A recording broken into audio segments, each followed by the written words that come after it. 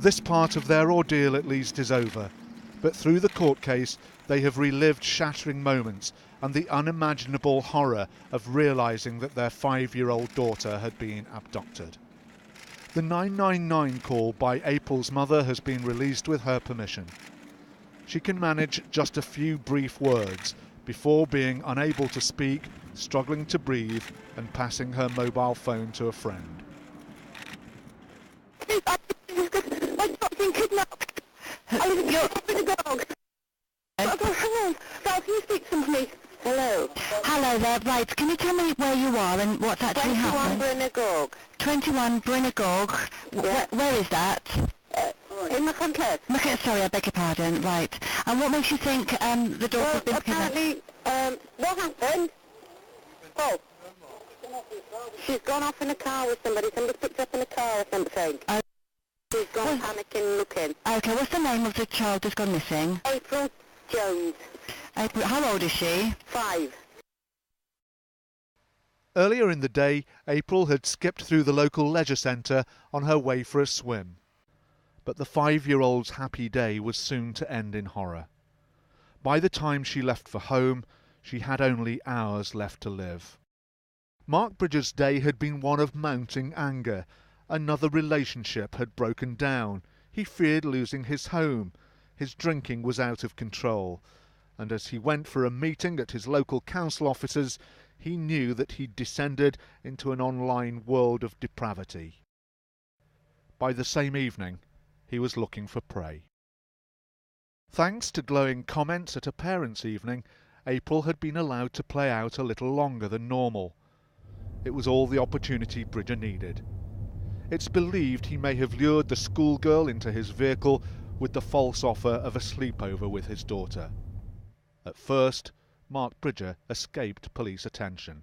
He isn't somebody that had been on our radar in terms of, any specific background or, somebody who had a history of offending against children or indeed sexual offending.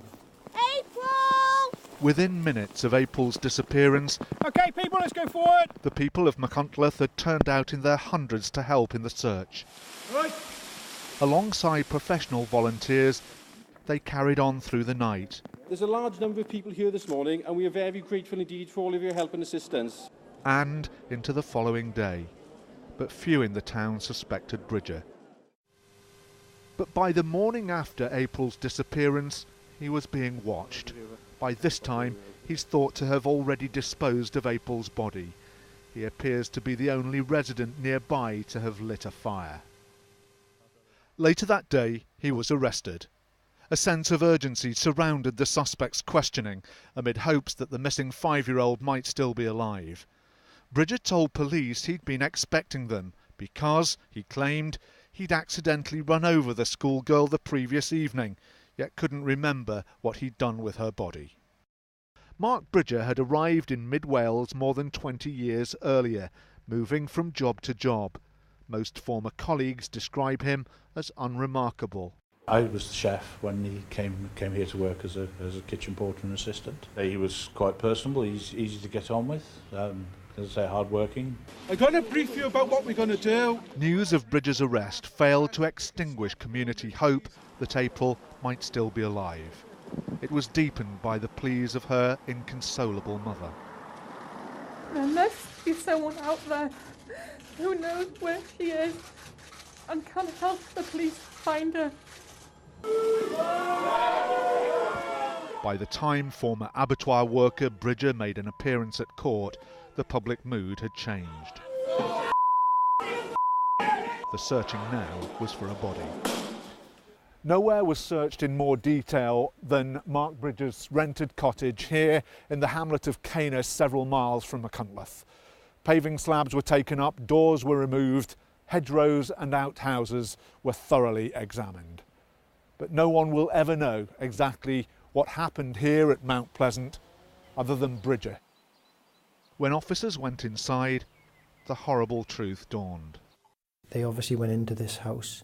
They felt that it was very warm within the premises, the fire was roaring, and that there was a distinct smell of a detergent such as bleach or a cleaning agent, and we identified that we found April Jones's blood at his home. A burnt knife and handcuffs were among the exhibits taken from Mount Pleasant.